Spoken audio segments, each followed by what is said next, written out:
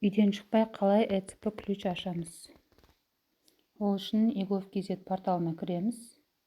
Кез келген браузерде.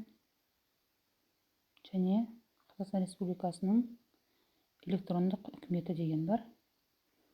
Басып кіреміз. Төменге түсеміз. Мына жерде ECP-ны қашықтықтан алу.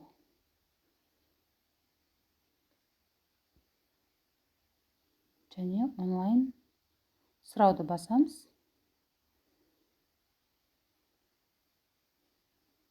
Мына жерде жеке тұлға дегенді басамыз. Сол жерде бізде ЖСН сұрайды.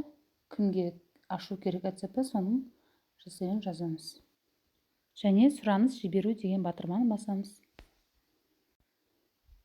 Және мына жерде куәландыру құжаты дегенге жеке куәлікті басамыз. Сонымен ECP алуға көшу батырмасын басамыз.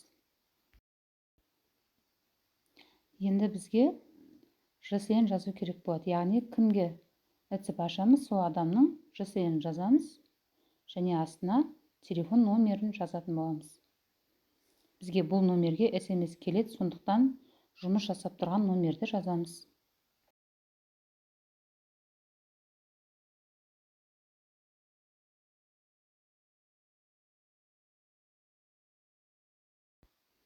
Бізге енді QR-код келеді. QR-кодты алу үшін біз компьютердің немесе ноутбуктың камерасын міндетті түрде өшіріп қоямыз. Осы QR-кодты ECP керек адамға жібереміз. Ол мұны сканерлеп, камерадан өтуі тиіс болады. Мінекей өтті. Және келесі кезең бізде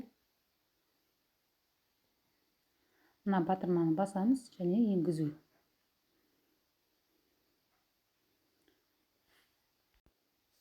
Енді біз ECP-ны қай жерге сақтаймыз, соны таңдаймыз. Өзімізге ыңғайлы папканы таңдап аламыз. Мен мына музыка деген папканы алдым. Өйткені бұл жерде менде ECP-лар сақталған. Келесі кезеңде біздің жағдайда сертификатты жаңартамыз. Жаңартуды басып және сертификатты сақтап аламыз. Жүктеп аламыз. Құпия сөзді бастырамыз және 2 рет жазамыз.